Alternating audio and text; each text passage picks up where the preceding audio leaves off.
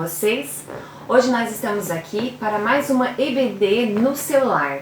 Como nós não podemos estar juntos na igreja por enquanto, então Deus nos privilegiou em ter esse canal de comunicação para a gente poder estar junto nesse momento, né?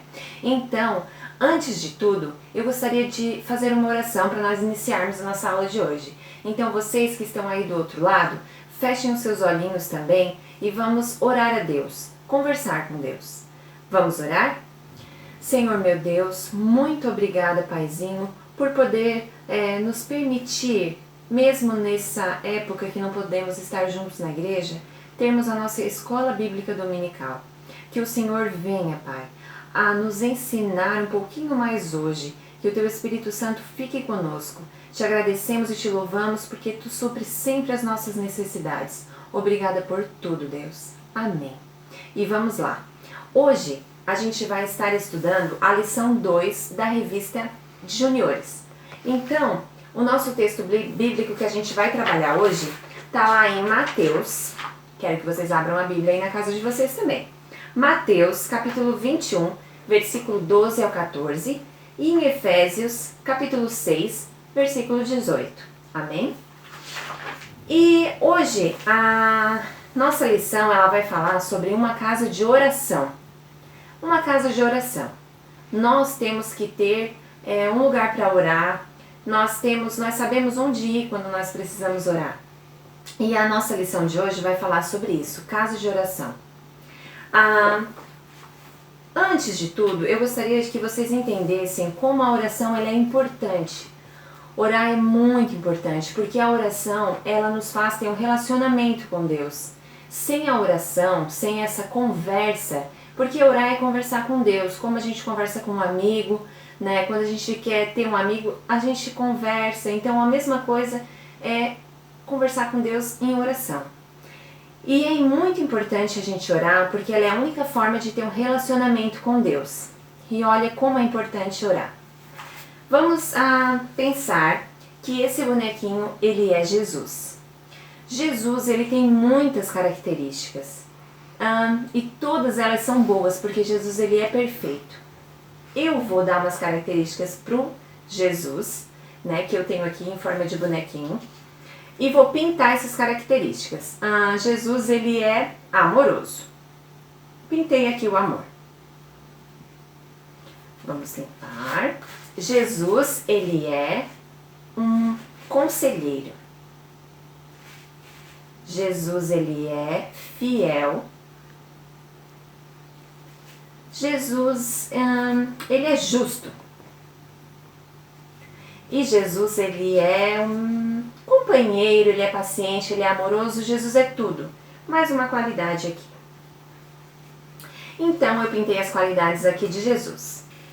E o importante de nós, esse relacionamento com Deus, é que quanto mais a gente ora, mais a gente busca Deus e conversa com Ele, olha, a gente vai nos aproximando, conversando com Deus, tendo intimidade. Por isso que é importante sempre orar. E aí, quanto mais a gente se aproxima de Deus em oração, quanto mais a gente tem esse relacionamento com Deus, mesmo as pessoas não vendo Deus, elas vão poder ver Deus através da nossa vida. Sabe por quê? Porque a gente vai ficar cada vez mais, olha, parecido com Jesus. E aí, através da nossa vida, eles vão poder conhecer Jesus. E é importante porque daí a gente vai dar testemunho dele aqui na terra. Amém? Ficou claro como é importante orar e ter um relacionamento com Deus? Então agora, já que vocês estão entendendo que a gente está conversando e a gente está falando de oração, vamos praticar um pouquinho a leitura bíblica, porque eu sei que vocês estão lendo em casa, não estão deixando de ler. Então a gente vai lá abrir as nossas Bíblias, vocês abram aí também. Em Mateus, capítulo 21, versículo 12 a 14. Vamos ler. A minha Bíblia, a tradução é a seguinte. Tendo Jesus entrado no templo, expulsou todos os que ali vendiam e compravam. Também derribou as mesas dos cambistas e as cadeiras dos que vendiam pombas e disse-lhes, está escrito, a minha casa será chamada casa de oração, Vós, porém, a transformais em covil de salteadores. E o nosso memorizando de hoje, que está na revista aí de vocês, eu fiz assim. Lá em Isaías, no capítulo 56, versículo 7, a parte B, diz: Pois a minha casa será chamada casa de oração para todos os povos. Quando Jesus saiu de Jericó para Jerusalém, uma grande multidão o acompanhava no caminho. E quando eles chegaram a Betfagé, no Monte das Oliveiras, Jesus mandou que 2 de seus discípulos fossem até a aldeia mais próxima, porque lá havia um jumentinho amarrado junto com a sua mãe. E Jesus sabia que a profecia precisaria ser cumprida. E Jesus mandou que eles fossem lá, deixassem a mãe e trouxessem o jumentinho. E foi o que eles fizeram. Jesus montou no jumentinho e foram seguindo para Jerusalém. Quando Jesus chegou na cidade, uma grande multidão estava lá. E elas estavam eufóricas. E aí Jesus resolveu ir direto ao templo para orar. Só que onde era para ser uma casa de oração, tinha se transformado em um comércio. Muitos cambistas estavam lá e vendiam e compravam. E Jesus ficou insatisfeito e expulsou a todos, porque aquele comércio que estavam fazendo lá já não era mais uma casa de oração. Já tinha se transformado em algo que Jesus não se agradava, e aquilo estava afetando o relacionamento de Deus com os homens. Então, Jesus expulsou todos aqueles cambistas de lá e expulsou citando o versículo que é a nossa memorizando de hoje. Pois a minha casa será chamada casa de oração para todos os povos, que fica lá em Isaías 56, 7b. E Jesus ficou muito satisfeito com isso, porque ele considera o templo um lugar de oração. E mesmo com tudo isso, todas as pessoas que buscavam por um milagre naquele dia foram curadas. As crianças que estavam lá no templo, elas presenciaram os milagres de Jesus e as curas que ele fez e começaram a louvar a Deus.